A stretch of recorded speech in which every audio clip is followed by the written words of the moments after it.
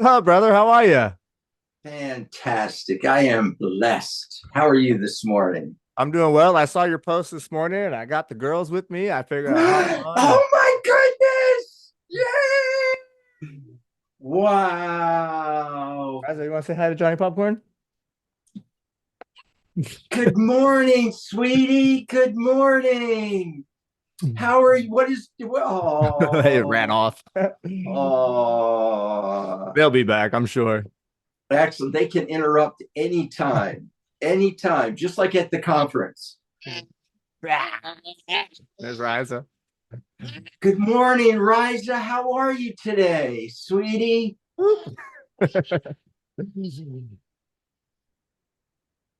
Soon as you showed up, they went crazy. It's party time. Oh, Want to come up here? what a blessing. What a blessing. They are able to come in anytime and ask a question. Good, right. Good morning. Would you like to co host the show with us today? Talking to you, baby. You want to be a co-host? Say yeah. Uh, um, our call on Thursday was just epic, incredible. I'm just so proud of you and the girls. And that Saturday morning when we started the Global Vision Conference, the vision for the day to make it the most beautiful day in the world, Ryan, it is coming together. It is coming together like a journey. Today's only day 7. Today is only day 7. I'm in gratitude because day 1 we had everyone coming on and sharing their visions, and having Roy, um, who I want to introduce you to more intimately and show his full vision for the movie, because you have a cinematographer's eye. He was just extraordinary, sharing his vision for, the title of the movie is Over the Rainbow.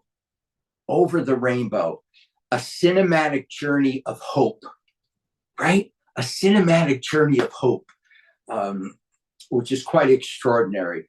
And then on Tuesday, having Yari share his vision of healed and all the lives that has changed, and everyone that is impacted. Having my very first co-host, Jody Darren, come on the show with us and share her journey and what she's going through. Um, Day 3, having the vision protector, David Loda, and one of my first speakers, co-creators, Tim Peterson, of 22 years ago, was on and sharing his vision and how that day he needed to be inspired. And then day 4, the magic of your interview and your power and your beauty and your story of me telling this young 18-year-old girl of what you do in your art, and it inspiring her to commit. She's coming to the Global Vision Conference. And then third day, that was the 4th day. 5th day was Friday. It's so amazing. I cannot even keep track, Ryan. Friday. It's a beautiful mosaic blur of all of the visions. Lourdes, the artist, showing her healing art and her healing work, and Odelia sharing she's gonna document every day and write a book on the journey to the most beautiful day in the world. So we're not only filming it and capturing it, but we're also writing a book and documenting it. Yesterday was Carl with a K, and his wonder of goal setting and his heart for vision, and how you remember the man's heart of how he gave a standing ovation to every single person. There she is. She remembers Carl too. Oh yeah. He is a standing ovation. So that's a summary of the week. And today you here are my co-hosts. Share with everyone what is going on in your vision this week. Oh, this week, my vision. I'm launching a mastermind later, or after the beginning of the year. So I'm launching a lot of things. I think when we spoke a couple of days ago, I talked about a lot of growth. Um, I've got a course coming out. I got a mastermind starting in January. We got the conference in January. A lot of cool things happening in January. But me, I'm just, doing the groundwork, nose to the grindstone, just getting the work done and staying focused on the small details every day. So, Well, I'm gonna the two photos that really impacted Roy were your girls holding the tickets, walking into the pop movies and popcorn experience, and then your angel feeding me that popcorn at the end. That's what we ended with, yeah. and it is quite extraordinary. And we're going to share everything on Tuesday. You're going to be able to be a part of Tuesday, correct? Yeah, that's when Camille's coming on, right? Camille, yes, Yeah, I'll yes. be there. Camille's coming on. So um, I'm gonna have you co-host. Interrupt me at all, whatever you want. I'm gonna tell one of the most powerful stories in the movement. Okay, so feel free to interrupt, ask questions, and we're gonna share why we're all here on this 40-day journey. Did you see the movie Gandhi? I have not. I know, how amazing, right? You haven't seen it. Ray hasn't seen it. Yari hasn't seen it. This movie, I have probably watched it 100 times. Is It Yari's impact, birthday today? yes, and it is Yari's birthday Okay, I gotta today. call him and tell him happy birthday. I'll call him later, right? There's so much happening. There's so much happening. So, but anyway, in India was controlled by um, roughly 300 million people were controlled by about 40,000 British individuals. The country was oppressed by an outside force, and so they had a spiritual problem, right? And what he did, he had a movement to walk to the sea and to make salt. Okay, it was illegal to make salt in India, this hot country that needs water and salt just to survive. There was a tax on it, so it was illegal to make salt. And he thought, how absurd is that? And so he got together his team and had this journey of walking every day to the ocean. And at the end of the journey, he was going to make salt and raise up his hand of making salt to the British, that we are a free India. You will not control us anymore. So I got the movement of raising a popcorn cup up, that every child on the planet deserves food and clothing and movies and popcorn, right? How could any child on the planet not have food and clothing and movies and popcorn? So, Ryan, I got that vision of raising up a popcorn cup from Mahatma Gandhi. Awesome. I love it. Yes. So that's the foundation, and seeing the movie. So 4 years ago, I am now I'm going to tell you the story of meeting his granddaughter. 4 years ago, we're getting ready for the very first Global Vision Conference. There had never been a Global Vision Conference. I had only raised my popcorn cup up once with children at the Wizard of Oz at the IMAX theater. That was the first time I intuitively raised it with children. And just like your daughters, they all got behind it. All these children, yes, we can feed and clothe every child on the planet. Of course, children get it. So 4 years ago, I saw in the newspaper Mahatma Gandhi's granddaughter, Ella, was going to be speaking at Florida Atlantic University. Now, I didn't think she was even alive. She's 80. At the time, she was like 84.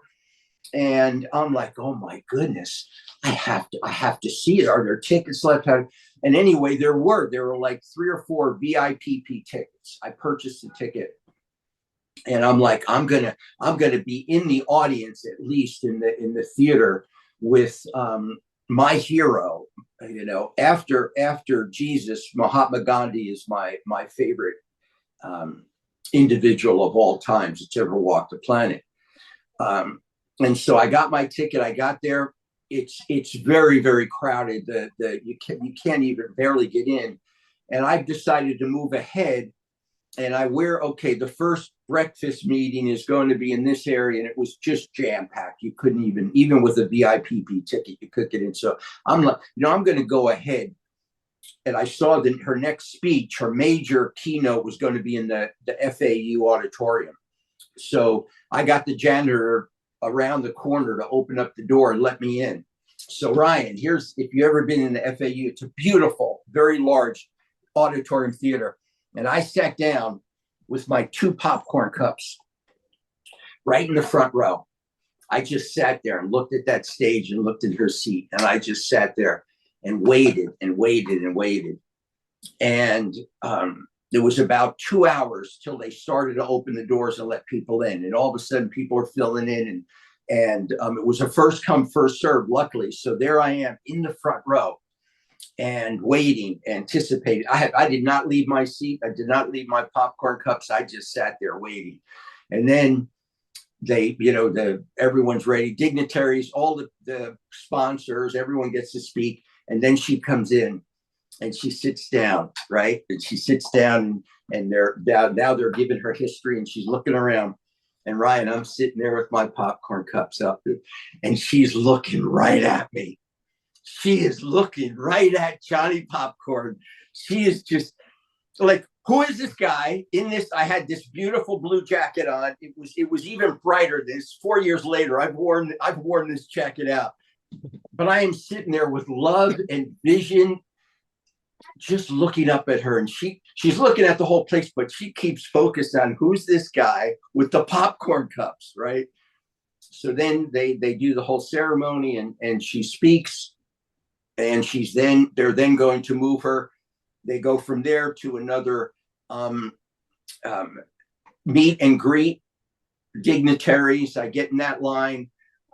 It's mobbed, and she's getting one picture after another, standing there, picture, and they're moving the line real quick. Then most people in the line didn't get it, and they moved her into a luncheon where she was off. You couldn't even get in. It wasn't chaotic. It was a very well-run event, but there are a lot of very wealthy donors and dignitaries, politicians, all there to meet her, and it was a big day. And I just kept following everything. But Ryan, I had my connection with her. If anything else happened, I had my connection with her, because she looked me in the eyes, and she had like a little smile on the side, like inquisitive, like, who is this guy with the popcorn cups? Just like your daughters. So the day is going. There are all types of things, and works are moving, and I can't find her. No, she's moving around. And anyway, now there's going to be a dinner with approximately 100 people and different tables, and the main table. And so I get there first, and I see which table she's going to be at, and I got in first, and I sat down, and I got my seat. And sure enough, everybody starts coming in, and they started sitting all around me, and they sat her at her chair. So again, now, Ryan, I am across. This is a regular banquet table, right? So 10 seats. And I'm sitting right across from her with my popcorn cups up, right across. And you can see she's wanting to engage, but it's very busy. They're bringing her food, and other people. It's a banquet, so you're getting your buffet, you're getting your food, you're sitting down, all the seats are taken. And this one woman that had gotten a seat right next to her had gotten up to get more food, and someone else took her seat. All right, someone very aggressive took her chair and moved her plate and started to monopolize Ella Gandhi's time. And the other woman came back with her plate. And I saw in her eyes, Ryan, she was so like she was punched in the stomach, and I never should have gotten up. I had a seat next to me, and this guy was focused on Ella Gandhi. He was not, and my father taught me about Christ of give up your seat, take the lower seat. It just comes naturally. I learned it from my father, and Jesus said, take the lower seat. Well, anyway, I saw her and I said, here, and I gave her my seat. And she was so grateful because now, she's got a chair and she can say she had dinner with Mrs. Gandhi at the table. And I walked away.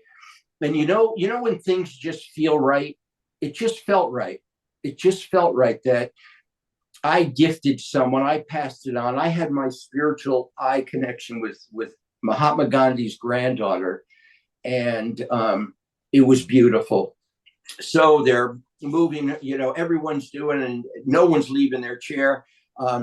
They take her out for pictures and people are moving. And I went outside to decompress from the day and pray, thank you, God. I had what a wonderful day to see this woman, hear her stories. One of her stories was what she remembers most about her grandfather was, here's a lesson, because I think of you, my brother, when she shared this. When he was with her, she's like 7, 8 years old. Ella Gandhi said, when my grandfather was with us, he was totally present. He was totally present with us, meaning her cousins, her sisters, her. He was totally present, right? A grandfather being. Now this is the war. Hitler, Mussolini, Churchill, the whole world is blowing itself up. And he was totally present with his grandchildren. What a lesson, right? That was what I got from her speech earlier in the day. So I go out and I'm going to go back. I left my bag in that room, and security had left and everything. So I go back in through the back door to get my bag and my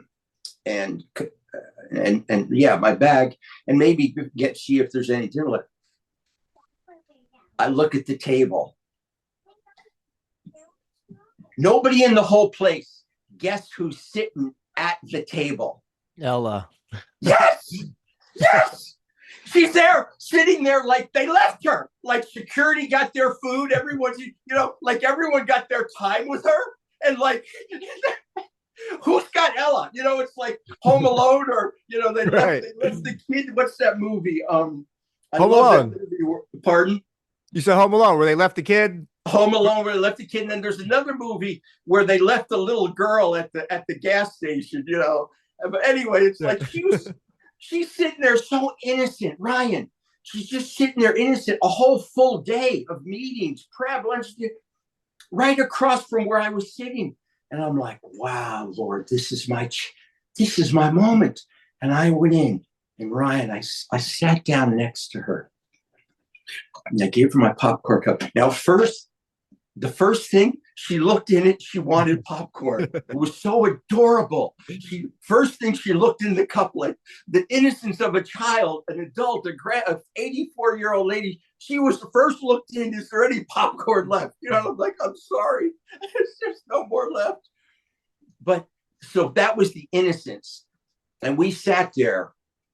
And now, first thing, I'm going to bring you in what it feels like to be in the presence of a sacred soul. You could feel her aura, without a doubt. I could feel her aura. And in my studies of Gandhi, they used to tens, hundreds of thousands of people would come just to be in his aura, just to be hundreds of people deep, just to be in his presence. Well, this was a holy presence. I've experienced it a few other times with some very sacred priests or saints, but that was the first thing I felt. And then the next thing, I saw a twinkle in her eye. And when you see the picture I posted on Facebook, if you bring it in, you'll see the twinkle in her eye, which is the same as her grandfather. It's the same twinkle, the twinkle of childlike wonder, the twinkle of life force. And I began to share my story.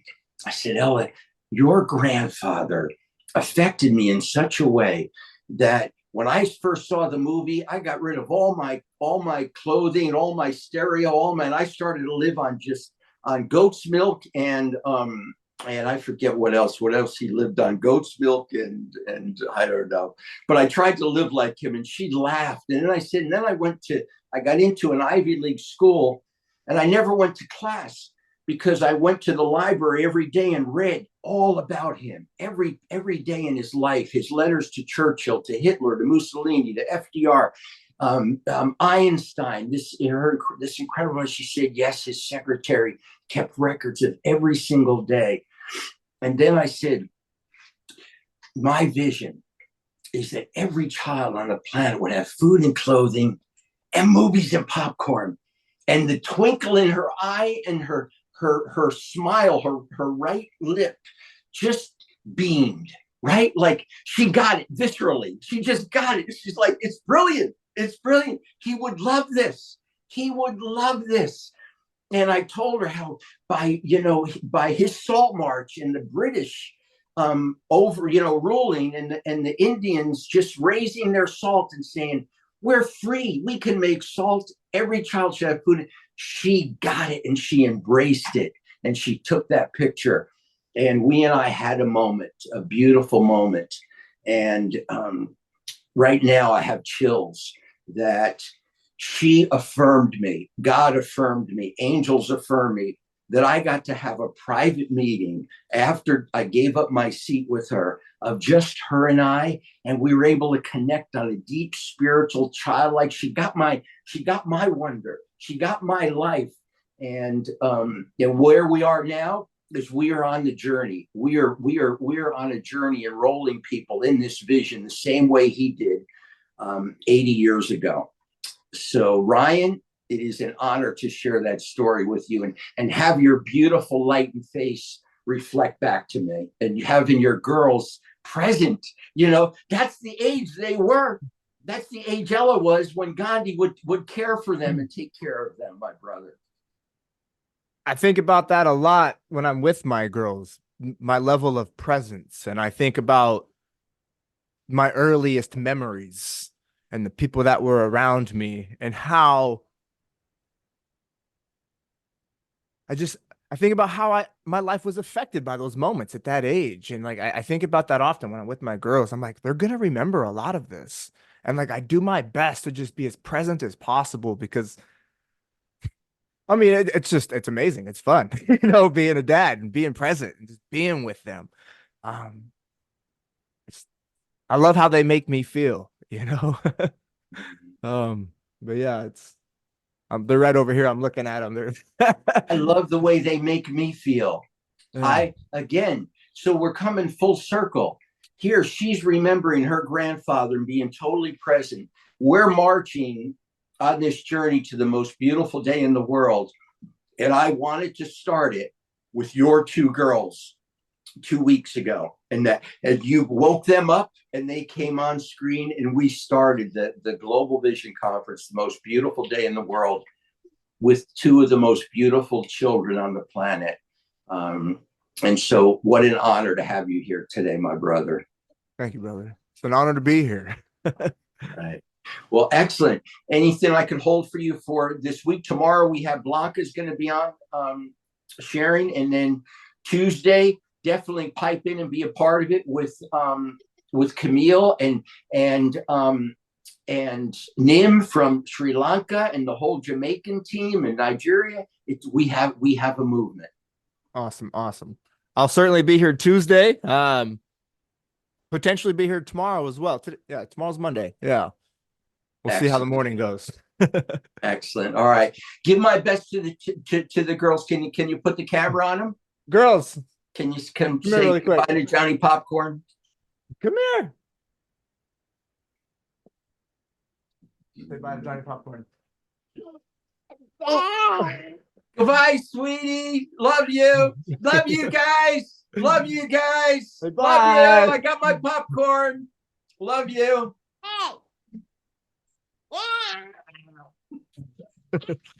Thank you, Ryan. All right, brother. Love you, man.